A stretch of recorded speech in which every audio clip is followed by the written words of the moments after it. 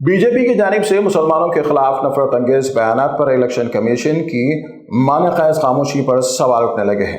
4 مئی کو social media پر B J پی کی Karnataka unit نے ایک ویڈیو اپلوڈ کیا ہے جس میں کانگریس رہنما راہل گاندھی اور وزیر اعلیٰ سدھرمیا کی قابل اعتراض تصاویر پیش کی گئی ہیں جو یقیناً مسلمانوں کے جذبات کو مجروح کرنے والی ہیں۔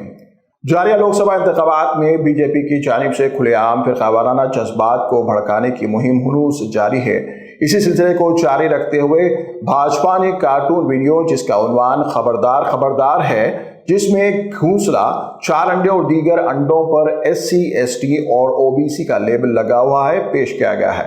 ویڈیو منظر عام آنے کے بعد کانگریس پارٹی نے الیکشن کمیشن سے شکایت کی اور بی جے پی صدر JP نڈا اور پارٹی کے IT سیل کے ذمہ داران کے خلاف مقدمہ درج کر کارروائی کرنے کا مطالبہ کیا ہے۔ تاہم الیکشن کمیشن کی جانب سے اس معاملے میں اب تک کوئی کارروائی نہیں کی گئی ہے۔ کمیشن کی مبینہ تساہلی پر کئی ایک سوال اٹھنے لگے ہیں۔